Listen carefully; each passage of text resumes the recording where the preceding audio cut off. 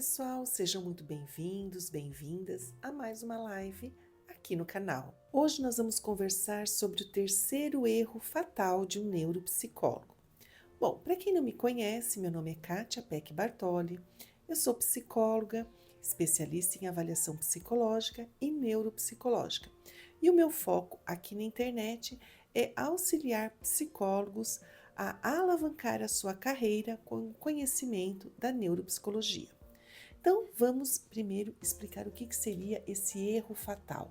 Erro fatal, gente, são erros em que um neuropsicólogo não pode de jeito nenhum cometer. São erros que comprometem toda a confiabilidade do seu trabalho, são erros que muitas vezes também comprometem a vida do paciente, porque afinal de contas, você fornecer um laudo errado, né, um diagnóstico errado, um diagnóstico onde você não levou em considerações características, né, situações importantes, né, é um laudo que ele não tem uma fidedignidade, ou seja, ele não é preciso, ele não é um laudo correto. E a gente sabe que enquanto profissional, o que a gente mais quer é auxiliar o nosso paciente a encontrar um diagnóstico, né? Se reconhecer enquanto pessoa, respeitar as suas limitações e também, muitas vezes, até conhecer coisas que o paciente tem habilidade e muitas vezes ele nem se reconhece, né, como portador daquela habilidade. Então, nos vídeos anteriores, eu já contei para vocês o primeiro erro fatal, que é o profissional não levar em consideração se o paciente está com a visão e a audição preservada. O segundo erro fatal é não colher informações sobre o comportamento pré-mórbido, ou seja, antes dos sintomas começarem a se manifestar.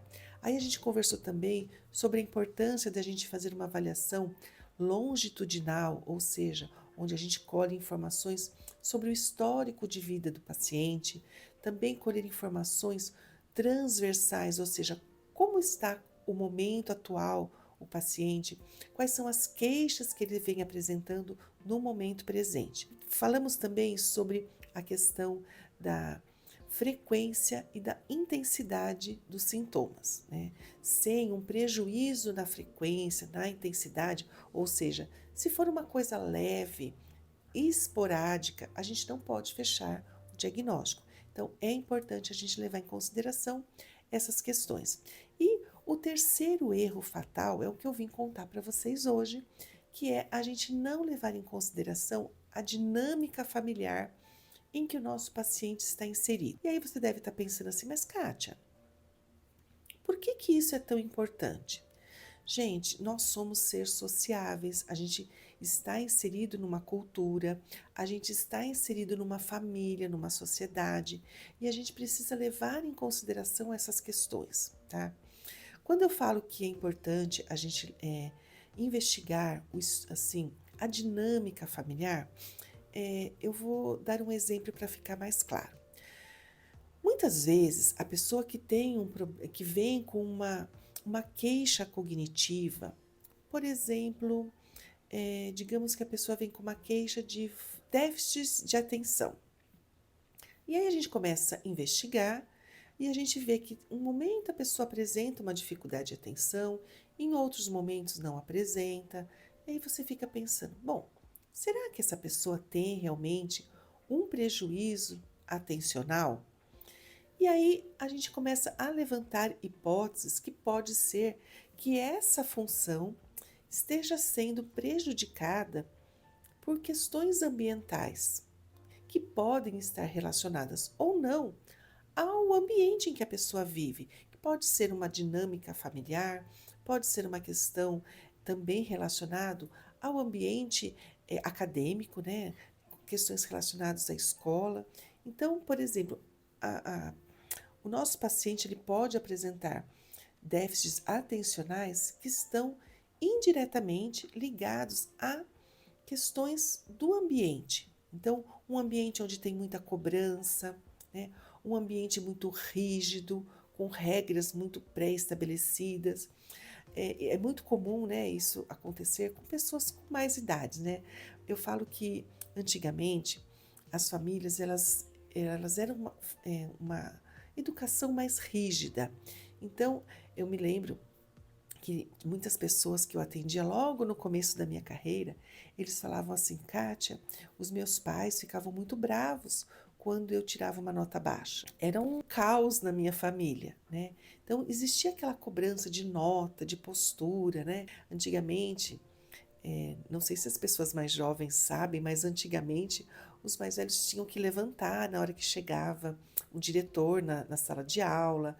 A gente tinha que falar boa tarde, fulano de tal. Tinha o hasteamento da bandeira, então era uma cultura diferente. Então, hoje a gente tem que levar em consideração qual era o estilo de vida da pessoa antes e como que é o estilo de vida agora. Essa família, ela é uma família mais rígida, mais tradicional, ou é uma família mais permissiva, mais flexível? Porque isso, gente, interfere diretamente na cobrança interna do paciente. Às vezes, a família é tão rígida que o próprio paciente começa a cobrar comportamentos que muitas vezes a família nem está dirigindo diretamente a ele, mas é uma cobrança dele com ele mesmo. E isso leva à ansiedade, e a ansiedade interfere diretamente nas funções cognitivas. Uma pessoa ansiosa, uma pessoa deprimida, ela vai ter prejuízos cognitivos e que não podem ser justificados por um comprometimento cognitivo. Sim, seria um comprometimento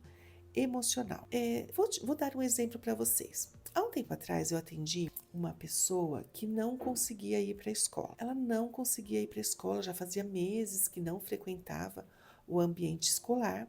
E isso começou a gerar muito prejuízo, né, porque ela não conseguia acompanhar a escola. Começou a trazer problemas familiares também, porque, de acordo com o conselho tutelar e as regras, né, sociais, as crianças elas são obrigadas a frequentar um ambiente escolar aqui no Brasil, diferente de outros países, que existe uma flexibilidade maior, né? As famílias podem passar as orientações escolares dentro do ambiente familiar, né? Não precisa obrigatoriamente a criança estar matriculada numa escola.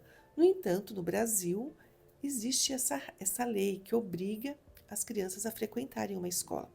E aí, essa minha paciente não conseguia frequentar a escola e estava trazendo problemas para a família, né? Porque o conselho tutelar ia lá e queria saber por que não estava na escola. E a gente pensou, nossa, alguma coisa está acontecendo, vamos fazer uma avaliação neuropsicológica para a gente verificar. Será que o problema é na escola? Seria uma fobia social? Será que é uma dificuldade de aprendizagem? Será que é um transtorno de aprendizagem? Lembrando que o transtorno de aprendizagem é diferente de dificuldade de aprendizagem, né? E a gente foi pensando, levantando várias hipóteses, até que a gente chegou à conclusão que a pessoa não conseguia ir para a escola por conta de toda a dinâmica familiar. A dinâmica familiar indiretamente contribuía para que ela não quisesse ir para a escola, tá? Então aí você vai falar, mas como que você conseguiu descobrir isso?